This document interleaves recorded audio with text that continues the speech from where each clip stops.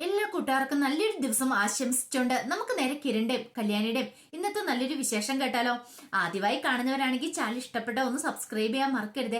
Video ഇഷ്ടപ്പെടുവാണെങ്കിൽ like ചെയ്യാനും മറക്കരുത് കേട്ടോ. നമ്മുടെ മുന്നോട്ടുള്ള യാത്രയിൽ നിങ്ങളുടെ സപ്പോർട്ട് ലൈക്കുമാണ് നമുക്ക് ഏറ്റവും കൂടുതൽ പ്രചോദനമായി മാറിക്കൊണ്ടിരിക്കണേ. അപ്പൊ നമുക്ക് നേരെ നമ്മുടെ വിശേഷത്തിലേക്ക് പോയാലോ. അങ്ങനെ ഇന്നത്തെ വിശേഷത്തില് മനോഹറിനെ കാണാൻ ചെല്ലുവാണ് രാഹുൽ എന്നിട്ട് പറഞ്ഞു, ഒരു കോടി രൂപ ഞാൻ സംഘടിപ്പിച്ചിട്ടുണ്ട്, അതുകൊണ്ട് നീ എത്രയും പെട്ടെന്ന് സ്ഥലം കാലിയാക്കണമെന്ന് പറയാം. ഇത് കേട്ടതും മനോഹർ പറഞ്ഞു, 1 കോടി രൂപയോ? അതൊന്നും പറ്റില്ല അമ്മായിച്ചാന്ന് പറയാ. എടാ, അതുപോലെ ഞാൻ രൂപയുടെ നിന്ന് കടം വാങ്ങിയതാ, അറിയാലോ. ഇനി എനിക്ക് അതിൽ കൂടുതലൊന്നും ഉണ്ടാക്കാൻ പറ്റില്ല എന്ന് പറയാ. 1 കോടി രൂപയും കൊണ്ട് ഞാൻ പോകത്തില്ല, എനിക്ക് ഒരു 5-6 കോടിയെങ്കിലും കിട്ടണമെന്ന് പറയാം. ഓഹോ, 5-6 കോടി ഇല്ല നീ പോകത്തില്ലേന്ന് ചോദിക്കും. ഇല്ല, പോകത്തില്ല. ഇത് കേട്ടതും രാഹുലിന് എന്ത് ചെയ്യണമെന്ന് അറിയത്തില്ല. എടാ, നീ എന്റെ അവസ്ഥയൊന്ന് മനസ്സിലാക്കുക, അതുപോലും ഉണ്ടാക്കാൻ പെട്ട പാട് എനിക്ക് അറിയത്തുള്ളൂ എന്ന് പറയാം. ആ രൂപയുടെ കയ്യെ കാലേ വീണാണ് 1 കോടി രൂപ അവള് തരാമെന്ന് സമ്മതിച്ചിരിക്കുന്നത്. ഇനി ഞാൻ എന്താടാ ചെയ്യണ്ടേ? അതെ, ഇത്രയും കാലം നിങ്ങളുടെ മകളെ ഞാൻ സഹിച്ചില്ലേ, അപ്പൊ അതെനിക്ക് 1 കോടി രൂപയും കൊണ്ടൊന്നും പറ്റില്ല എന്ന് പറയണം. മകളെ സഹിച്ചെന്നോ? നല്ല കഥയായി പോയി. ശരിക്കും പറഞ്ഞാല് എന്റെ മോള് നിന്നെ സഹിക്കുമല്ലേടാ ചെയ്തേന്ന് ചോദിക്കുക. പിന്നെ അത് നിങ്ങൾ പറയണേ. നല്ല സ്നേഹം കൊടുത്ത് തന്നെയാ ഞാൻ അവളെ ഇത്രയും കാലം നോക്കിക്കൊണ്ടു വന്നേ. അതുകൊണ്ടല്ലേ എന്നെ ഇത്രയ്ക്ക് ജീവന്. അല്ലായിരുന്നെങ്കിൽ അവള് പോട്ടെ പുല്ലെന്ന് പറഞ്ഞിരിക്കത്തല്ലേ ഉണ്ടായിരുന്നുള്ളൂ. ഇതിനിടയ്ക്ക് നീ വേറെ കല്യാണം കഴിച്ചില്ലടാ പോയി. അത് പിന്നെ ശാശ്വതമൊന്നും ആയില്ലല്ലോ എന്ന് പറയാം. ഓഹോ, അപ്പൊ ആയായിരുന്നെങ്കിൽ നീ എന്ത് ചെയ്തേനോ? അത് പിന്നെ ആയായിരുന്നെങ്കിലല്ലേ, അതുകൊണ്ടാ പറഞ്ഞേ. ആയായിരുന്നെങ്കിൽ അവിടുന്ന് കുറച്ച് പണം എനിക്ക് അടിച്ചു വാങ്ങായിരുന്നു. പക്ഷെ ഇതൊന്നും നടന്നില്ലല്ലോ, അതുകൊണ്ട് എനിക്ക് 1 കോടി രൂപ പറ്റില്ലെന്ന്. അവസാനം അവനും പറഞ്ഞു, 2.5 കോടി രൂപയെങ്കിലും എനിക്ക് കിട്ടണമെന്ന് പറയാണ്. മനോഹർ ഇത് പറഞ്ഞു കഴിഞ്ഞപ്പോ രാഹുൽ പറഞ്ഞു, 2.5 കോടി ഒന്നും തരാൻ എൻ്റെ ഇല്ല. ഒരു കാര്യം ചെയ്യാം, ഒരു 2 കോടി തരാം, ഒഴിവായി പോന്ന് ചോദിക്കാം. ശരി, സമ്മതിച്ചു. എന്ന് വരും? ഇന്ന് വൈകുന്നേരം തന്നെ തരാന്ന് പറയാം. ഉറപ്പാണല്ലോ? ഉറപ്പാന്ന് പറയാണ്. പിന്നീട് മനോഹർ അങ്ങോട്ടേക്ക് പോവാണ്. ആ സമയം പ്രകാശനും ബാലനും കൂടെ ഒരു ബ്യൂട്ടി പാർലർ ഇരിക്കുകയാണ്. ജെൻസ് ബ്യൂട്ടി പാർലർ ഇരിക്കുന്ന സമയത്ത് ബാലന്റെ തല മസാജ് ചെയ്ത് കൊടുത്തോണ്ടിരിക്കുകയാണ്. ബാലന് ആദ്യമായിട്ടാണ് ജീവിതത്തിൽ ഇങ്ങനെയൊക്കെ. ബാലനും പറഞ്ഞു, എന്ത് സുഖമാ പ്രകാശ, എന്റെ ജീവിതത്തിൽ ആദ്യമായിട്ടാ ഇങ്ങനെ തലയൊക്കെ മസാജ് ചെയ്യുന്നേ പറയാം. അതെ ബാലണ്ണ സന്തോഷമായിട്ട് അങ്ങോട്ട് ഇരിക്കുക, ആസ്വദിക്കുക, എൻജോയ് ചെയ്യും ലൈഫ് എന്ന് പറയാ. ഞാൻ തന്നെ കണ്ടില്ലേ, ഫേഷ്യലൊക്കെ ഇട്ട് ഇരിക്കുന്ന കണ്ടില്ലേ, മുഖത്ത് നല്ല തിളക്കമായിരിക്കും, പളപള മിന്നിയിരിക്കണം. കല്യാണ സമയത്ത് എല്ലാരും ഒന്നുകൂടെ ഒന്ന് നോക്കണം. ഈ ഫേഷ്യലൊക്കെ ചെയ്ത് കഴിയുമ്പത്തിനും എന്റെ വയസ്സൊരു 10 വയസ്സ് അങ്ങോട്ട് കുറയുമെന്ന് പറയാം. ബാലണ്ണം പറഞ്ഞു, അത് ശരിയാന്ന് പറയാണ്. അങ്ങനെ സംസാരിച്ചുകൊണ്ടിരിക്കുന്ന സമയത്ത് അങ്ങോട്ടേക്ക് ബൈജു വരുവാണ്. ബൈജു ഒന്ന് ബാലനോട് ചോദിച്ചു, ആഹാ, ഇതെന്താ ചില ചെറിയ പിള്ളേരൊക്കെ ചെയ്യുന്ന പോലെ മസാജൊക്കെ ചെയ്ത് ഇങ്ങനെ കയറി ഇരിക്കണേന്ന് ചോദിക്കുക. എന്ത് ചെയ്യാനാ ബൈജു, ഈ വയസ്സനാം കാലത്ത് ഇതിനുള്ള ഭാഗ്യം ഉണ്ടായെന്ന് പറയാം. ഇത് കേട്ടതും പ്രകാശം പറഞ്ഞു, ചെയ്താൽ നിനക്കെന്താടാ കുഴപ്പമെന്ന് ചോദിക്കോ. നല്ല പരിചയമുള്ളൊരു സൗണ്ടാണല്ലോ, മുഖത്തെ പുട്ടിയിട്ടിരിക്കുന്നതുകൊണ്ട് ആളെ മനസ്സിലായിട്ടുണ്ടായിരുന്നില്ല. പെട്ടെന്ന്, ഓഹോ, നിങ്ങളായിരുന്നോ, പ്രകാശനായിരുന്നോ, ആഹാ കൊള്ളാലോ, ഇതെന്താ അടുക്കളയ്ക്ക് മഞ്ഞ പെയിന്റ് അടിച്ച പോലെ ഉണ്ടല്ലോ എന്ന് പറയാ. ഒന്ന് പോടാ അവിടുന്ന്, ഇത് ഞാനേ ഫേഷ്യൽ ചെയ്തിരിക്കുക, നിനക്കറിയാവുന്ന ചോദിക്കോ. ഓ, ഇതാണല്ലേ ഫേഷ്യല്, അപ്പൊ ഫേഷ്യലൊക്കെ ചെയ്ത് സുന്ദരനാവുക കല്യാണത്തിന് വേണ്ടിയിട്ട്? അല്ല പിന്നെ, എടാ നീയും വരണം. നിന്റെ ആ കല്യാണി എന്ന് പറയുന്നവളുണ്ടല്ലോ, അവളും ആ ദീപയും കിരണും എല്ലാരും വരണം കല്യാണത്തിനെന്ന് പറയാം. ആരൊക്കെ വന്നില്ലേലും ദേ പ്രകാശന ഞാൻ വന്നിരിക്കും, പ്രകാശന്റെ കല്യാണം ഞാൻ കൂടിയിരിക്കും എന്ന് പറയാ. ഇനിയിപ്പോ കല്യാണം നടന്നില്ലെങ്കിൽ ഞാൻ വരുമെന്ന് പറയാ. ഇത് കേട്ടതും പ്രകാശന് ദേഷ്യം വന്നു. നീ എന്താടാ പറഞ്ഞേ? ഞാനങ്ങോട്ട് പറഞ്ഞല്ലേ ഉള്ളൂ, കല്യാണമൊക്കെ അല്ലേ, നടന്നെങ്കിൽ നടന്നെന്ന് പറയാം എന്ന് പറയണം. ദേ നിന്റെ കാര്യനാക്കി ഞാൻ പിഴുതെറിയും, പറഞ്ഞു കേട്ടല്ലോ. ആക്സിഡന്റ് ഉണ്ടായി നിനക്ക് വയ്യാതിരിക്കാന്നേ നോക്കത്തില്ല, എന്റെ കൈപ്പാങ്ങിന്ന് മാറിയെന്നു അല്ലെ നിന്നെ ഞാൻ ശരിയാക്കുമെന്ന് പറയാം. ഇത് കേട്ടതും ബൈജു പറഞ്ഞു, അതെ സ്വപ്നങ്ങളൊക്കെ കാണുന്ന നല്ലതാ, പക്ഷെ എങ്കില് അധികമായാലും അമൃതം വിഷം എന്നല്ലേ പറയണേ. നടക്കട്ടെ, കാര്യങ്ങളൊക്കെ നടക്കട്ടെ എന്ന് പറയാം. ഇത് കേട്ടപ്പോ പ്രകാശം പറഞ്ഞു, നിനക്ക് അസൂയല്ലേടാ, നിനക്ക് മാത്രമല്ല അസൂയുള്ള പലരും ഉണ്ടെന്ന് എനിക്കറിയാം. പക്ഷെങ്കിലേ ഇനിയിപ്പൊ അസൂയക്കാർക്കൊക്കെ നല്ലത് പണി തന്നെ കിട്ടാൻ പോന്നേ. അവരോടൊക്കെ കാത്തിരുന്നോളം പറ. ഞാൻ മഹാലക്ഷ്മിയുടെ കൈ പിടിക്കുന്ന ആ മംഗള കാഴ്ച കാണാൻ വേണ്ടിട്ട് 2 ദിവസത്തിനുള്ളിൽ ആ സംഭവിച്ചിരിക്കുമെന്ന് പറയാം. അത് കേട്ടതും ബൈജു പറഞ്ഞു, പിന്നെ നടന്നത് പോലും നടന്നെന്ന് പറയാം. എന്താടാ നീ ആളെ കളിയാക്കുവാണോന്ന് ചോദിക്കുക. ഞാൻ അങ്ങനെ കളിയാക്കുവോ? പിന്നീട് ബാലന്റെ തല മസാജ് ചെയ്തോണ്ടിരുന്ന അയാളോട് പറഞ്ഞു, അതെ ഞാൻ പോയിട്ട് പിന്നെ വരാം ബാബുണ്ണ, ഇനി ഇവിടെ നിന്നാൽ ശരിയാകത്തില്ലെന്ന് പറയാ. ഓ, ഇയാള് ബായിയാണല്ലോ, മലയാളത്തിൽ പറഞ്ഞാൽ മനസ്സിലാകത്തില്ലോ, ഹിന്ദി പറയാൻ നോർത്ത് ബൈജു ഹിന്ദി പറയാണ്. പോയിട്ട് പിന്നെ വരാം, ഇവിടെ തിരക്കല്ലേന്ന് പറഞ്ഞിട്ട് അങ്ങനെ ബൈജു അങ്ങോട്ട് പോവാ. ഈ സമയം ബാലനോർത്ത്, പ്രകാശിന്റെ വെല്ലുവിളി എത്രയാന്ന് പറഞ്ഞാലും അവന് കിട്ടിയതൊന്നും പോരാ. കാര്യം പറഞ്ഞാല് ഇപ്പോഴും ഇവന്റെ കൂടെ തന്നെയാ പക്ഷേ എങ്കിൽ ഇവൻ നശിച്ചു പോകണം തന്റെ ആഗ്രഹം. ഒരു കാരണവശാൽ ആ കല്യാണമോൾക്കോ കിരണമോനൊന്നും സംഭവിക്കരുത്. അവരത്ര നല്ല സ്വഭാവമുള്ള. പക്ഷേ എങ്കിൽ പ്രകാശൻ അങ്ങനെയല്ല, അസുര ജന്മമെന്ന് ബാലയുടെ മനസ്സ് വിചാരിക്കുക.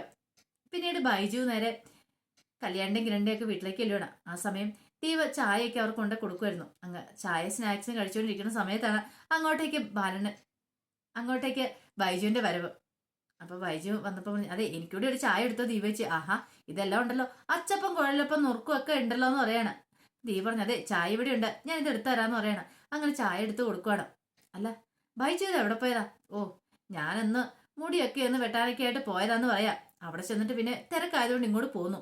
പിന്നെ കാര്യമുണ്ട്, അവിടെ വെച്ച് നമ്മുടെ കല്യാണ ചെറുക്കനെ കണ്ടെന്ന് പറയണം. കല്യാണ ചെറുക്കനോ? ഏത് കല്യാണ ചെറുക്കനെ? പ്രകാശനെ. ഓ അങ്ങനെ വരട്ടെ. ഫേഷ്യലൊക്കെ ചെയ്ത് ആശാൻ അങ്ങനെ കയറി സൂചിച്ചിരിക്കുന്നുണ്ടായിരുന്നു. കൂടെ ആ ബാലണ്ണനും ഉണ്ടായിരുന്നു പറയണം. ആഹാ, അതാണ് കാര്യം. അപ്പം ഇത് കേട്ടൻ തീ പറഞ്ഞു, നാണം ഉണ്ടോ അങ്ങേർക്ക്? അങ്ങേരുടെ കൊച്ചുമക്കളുമായി എന്നിട്ട് അങ്ങേര് ഫേഷ്യലും ചെയ്ത് ഇനി ആ മൂന്നാം കല്യാണത്തിന് വേണ്ടി തയ്യാറാവുന്നു. അയാളെക്കുറിച്ച് ഓർക്കുമ്പോൾ തന്നെ എനിക്ക് നല്ല ദേഷ്യവും വെറുപ്പോ വരുന്നതെന്ന് പറയാം. കല്യാണം പറഞ്ഞു, ചിലരിങ്ങനെയാ അമ്മേ, പറഞ്ഞിട്ട് കാര്യമൊന്നും ഇല്ലാന്ന് പറയാം. എന്റെ അച്ഛനാന്ന് പറയാൻ പോലും എനിക്കിപ്പോ നാണക്കേടായി തുടങ്ങിയെന്ന് പറയാം. കിരൺ പറഞ്ഞു, അത് ശരിയാ, അയാൾ ഇനി പഠിക്കാനായിട്ട് പോകുന്നുള്ളൂ. കല്യാണം നടക്കുന്നോർത്ത് ഫേഷ്യലൊക്കെ ചെയ്ത് കെട്ടി എഴുന്നള്ളി അങ്ങോട്ട് വരട്ടെ. വന്നു കഴിയുമ്പോഴാണ് അയാൾ തകരാനായിട്ട് പോകുന്നത്. ഈ കല്യാണം ഒരിക്കലും നടക്കില്ല എന്ന് വന്നു കഴിയുമ്പോൾ അയാൾക്കുട്ടുള്ള പണി പുറകെ വരുന്നുള്ളെന്ന് പറയാണ്. ഇത് കേട്ടൻ ദീപ പറഞ്ഞു, അത് ശരിയാ, അല്ലെങ്കിൽ തന്നെ ഒന്ന് ഓർത്തു നോക്കിയേ.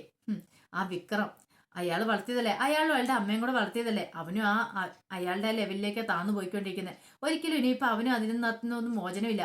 അയാൾ കൂടെ ഉള്ളിടത്തോളം കാലം അവന്റെ സ്വഭാവം ഒന്നും മാറാനായിട്ട് പോകുന്നില്ല.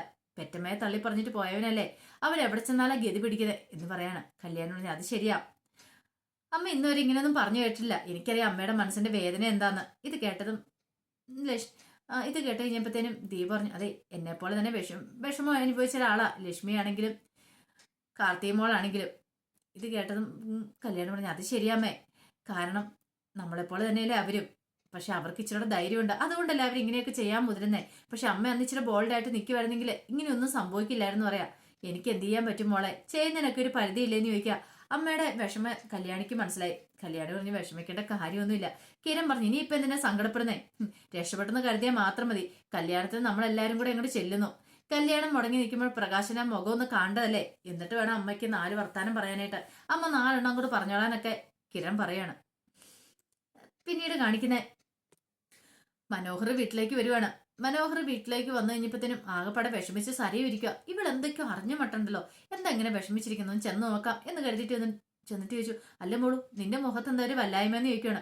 ഇത് കേട്ടത് മനോഹറിനെ കെട്ടിപ്പിടിക്കുകയാണ് സരയു. മനുവേട്ടാന്ന് വിളിച്ചോണ്ട്, എന്താ മോളു, എന്താ കാര്യം, എന്താ? ഒന്നുമില്ല. നിന്റെ മനസ്സിൽ എന്തെങ്കിലും വിഷമമുണ്ടോ? നമുക്ക് എത്രയും പെട്ടെന്ന് ഇവിടുന്ന് പോകാം മനുവേട്ടാ, ഇനി ഒരു നിമിഷം പോലും ഇവിടെ നിൽക്കണ്ട. മനുവേട്ടനല്ലേ പറഞ്ഞേ നമുക്ക് പോകാന്ന്, എന്നിട്ട് ഇത്രയും നാളായിട്ട് എന്നെ കൊണ്ടാവത്തെന്ന് ചോദിക്കും. അത് പിന്നെ മോളു പെട്ടെന്ന് അങ്ങനെ പോകാൻ പറ്റുന്ന കാര്യമാണോ? നമ്മൾ നമ്മളെക്കുറിച്ച് മാത്രം ചിന്തിച്ചാൽ മതിയോ? പ്രായമായ അച്ഛനമ്മേനെ കുറിച്ച് ചിന്തിക്കണം.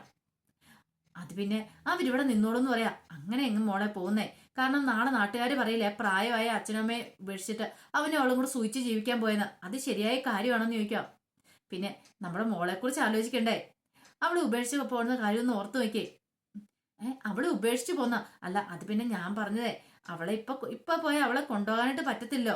അവളെ പ്ലെയിനെ കയറ്റണമെങ്കിൽ അവൾക്ക് പ്രായമാവേണ്ടേന്ന് ചോദിക്കുവാണ്. ഇത്ര നാള് കഴിയാതെ പ്രസവിച്ച കുഞ്ഞിനെ കൊണ്ട് പ്ലെയിനെ കയറി പോകാൻ പറ്റില്ലോ എന്ന് പറയണം. അപ്പൊ ഇനി എന്ത് ചെയ്യും? ഞാൻ പറഞ്ഞല്ലോ മോളു, ഒരു 1-2 മാസം കൂടെ മോള് വെയിറ്റ് ചെയ്യുക, അതിനുശേഷം പോവാം. അതുവരെ നമുക്ക് ഇവിടെ അടിച്ചു പൊളിക്കാം. വേണമെങ്കിൽ നമുക്ക് ആ വാഗമണ്ണി പോയി റിസോർട്ടോട് വാങ്ങാം, അവിടെ പോയി താമസിക്കാന്ന് പറയാം. അതിനാ റിസോർട്ട് വാങ്ങുന്നേ? അല്ല മോളു, അത് പിന്നെ മോൾക്ക് ഇവിടെ നിൽക്കാൻ ബുദ്ധിമുട്ടാണെങ്കിൽ നമുക്ക് അങ്ങനെ എന്തെങ്കിലും ചെയ്യാം. കൊറിയർ കമ്പനിയിൽ നിന്ന് ഒരു 2 കോടി രൂപ ഇങ്ങോട്ട് വരാനുണ്ട്. അത് വന്നു കഴിഞ്ഞാൽ ഉടനെ പിന്നെ നമുക്ക് അടിച്ചു പൊളിക്കാതെ പിന്നെ എന്താ കുഴപ്പമിരിക്കണേ? പിന്നെ നാട്ടിലേക്ക് എപ്പോൾ വെള്ളം വരാലോ, അമേരിക്കയ്ക്ക് പോയാലും. അതുകൊണ്ട് പ്രശ്നമൊന്നുമില്ല, നമുക്ക് എത്രയും പെട്ടെന്ന് തന്നെ പോവാം. മോളുടെ കാര്യത്തിൽ ഒരു തീരുമാനം ആയിക്കിട്ടെ എന്നൊക്കെ പറയണം. ഇതെല്ലാം കേട്ട് കഴിഞ്ഞപ്പോൾ സരയു പറഞ്ഞു, അതൊക്കെ ശരിയാ മനുവേട്ട എന്ന് പറഞ്ഞ് മനോഹറിനെ കെട്ടിപ്പിടിക്കുകയാണ്. ഇനിയിപ്പോ എന്താ നിന്റെ പ്രശ്നങ്ങളൊക്കെ പരിഹരിക്കപ്പെട്ടില്ലേന്ന് ചോദിക്കുക. അതൊക്കെ ഓക്കെ, പക്ഷെ എന്തോ എനിക്ക് മനസ്സിന് വല്ലാത്തൊരു ബുദ്ധിമുട്ടാണെന്ന് പറയാം. ആ ബുദ്ധിമുട്ടിന്റെ കാര്യം സരയു നിന്നോട് ഞാൻ ചോദിച്ചേ, കാരണം എന്താന്ന് പറ. പ്രത്യേകിച്ചൊന്നും ഇല്ലാന്ന് പറഞ്ഞ വീണ്ടും മനോഹറിനെ കെട്ടിപ്പിടിച്ച് കരയാണ്. മനോഹറിന് മനസ്സിലായി ഇവളുടെ മനസ്സിൽ എന്തോ ഒന്ന് ഉടക്കിയിട്ടുണ്ട്. അതെന്താന്ന് ഇവള് വിട്ടു പറയുന്നുമില്ല. ഒരുപക്ഷെ തന്നെ കുറിച്ചുള്ള രഹസ്യമാണോ? അങ്ങനെയാണെങ്കിൽ ഇവളിപ്പോ ഇങ്ങനെയൊന്നും ആയിരിക്കില്ല പ്രതികരിക്കുന്നത്. എങ്കിൽ മിക്കവാറും ആ ബകാസുരനെ കുറിച്ചും രൂപാരിനെ കുറിച്ചും ഉള്ള കാര്യങ്ങളൊക്കെ ആയിരിക്കും ഇവൾ അറിഞ്ഞിട്ടുണ്ടായിരിക്കുക. ഇവളുടെ മനസ്സിലിപ്പോ എങ്ങനെയും പുറത്തി അടിച്ചാൻ പറ്റുള്ളൂ. അങ്ങനെ ചില തീരുമാനങ്ങളൊക്കെ എടുക്കുന്നുണ്ട് മനോഹർ. പിന്നീട് മനോഹർ നേരെ സനലിനെ കാണാനായിട്ട് ചെല്ലുവാണ്.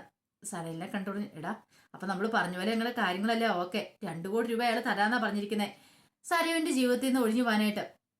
അപ്പൊ ഓക്കെ അല്ലേ? അതെ, ഓക്കെ എന്ന് പറയണേ. എടാ, കിട്ടൂലോ അല്ലേ? എന്ത് കിട്ടൂന്ന് പറഞ്ഞാൽ കിട്ടിയിരിക്കും. അവരുടെ മോളുടെ കാര്യമല്ലേ, അയാൾക്ക് തരാതിരിക്കാൻ പറ്റില്ലോ. അയാളുടെ പൈസയൊന്നുമില്ല, അയാളുടെ ആന്റിയുടെ കയ്യിൽ നിന്ന് വാങ്ങിച്ചെങ്കിൽ തരുന്നേന്ന് പറയാം. അതൊന്നും കുഴപ്പമില്ല, നീ എനിക്ക് എത്ര തരും? ഒരു 25 ലക്ഷം രൂപ നിനക്ക് അങ്ങോട്ട് തരും, അതും കൂടെ നീ പോയിക്കോണെന്ന് പറയാം. 25 ലക്ഷം രൂപയോ? ഇത്ര ഇതിനെല്ലാം നിന്നോടൊപ്പം കൂട്ട് വന്നിട്ട് 25 ലക്ഷം രൂപയാണോ തരുന്നേ? എടാ, ഒരു 50 ലക്ഷം എങ്കിലും താടാ. പിന്നെ 50 ലക്ഷം തരുന്ന പോലും ഒന്നും മിണ്ടായിരുന്നേ അവിടെ എന്നൊക്കെ പറയാണ്. പിന്നീട് സനലിനോട് പറഞ്ഞു, പക്ഷെ എനിക്കൊരു വിഷമം ഉണ്ടാന്ന് പറയണേ. എന്താ? അല്ല, അങ്ങനെ മുങ്ങി പോയി കഴിയുമ്പോഴേ എനിക്കൊരു മോളെ കാണാത്തതിന്റെ വിഷമം. നിന്റെ മോളോ? അതേതാ? എടാ, കൺമണി. ഓഹോ, അപ്പൊ നിനക്കിപ്പോ അതിനോട് അറ്റാച്ച്മെന്റ് ആയോ? അത് പിന്നെ അങ്ങനെ ആയോന്ന് ചോദിച്ചാല് മറ്റൊന്നും കൊണ്ടല്ലടാ, നിനക്കറിയാലോ, ഞാൻ എത്ര കല്യാണം കഴിച്ചിട്ടുണ്ടെങ്കിലും അവര് ഗർഭിണിയായി കഴിഞ്ഞ പ്രസവത്തിന് മുമ്പ് തന്നെ ഞാൻ അവിടുന്ന് സ്ഥലം കാലിയാക്കിയിരിക്കും. അതുകൊണ്ട് ഒരു കുഞ്ഞിന്റെ മുഖം എന്ന് പറയാൻ ഞാൻ കണ്ടിട്ടില്ല. പക്ഷെ ആദ്യമായിട്ടാണ് കൺമണിയുടെ മുഖം കാണുന്നത്. അത് കണ്ടപ്പോൾ മുതൽ എന്റെ മനസ്സ് വല്ലാത്തൊരു ടെൻഷനാ. അവളെ കാണാതിരിക്കുമ്പോൾ ഒരു വിഷമം. അവളുടെ ചിരിയും കളിയും കൊഞ്ചലും ഒക്കെ എന്നെ മനസ്സിനെ വല്ലാതെ അലട്ടിക്കൊണ്ടിരിക്കുക. ഇനി പോയി കഴിഞ്ഞാൽ പിന്നെ അവളെ കാണാൻ പറ്റില്ലല്ലോ എന്ന് ഓർക്കുമ്പോൾ അതൊരു വിഷമം. ഓഹോ, അപ്പൊ ഇപ്പൊ നീ ഭയങ്കര സെന്റിമെന്റ്സ് ആയല്ലോ എന്ന് പറയാ. അല്ലടാ, ഉള്ള കാര്യം ഞാനും കൂടെ തുറന്നു പറഞ്ഞാന്ന് പറയാ.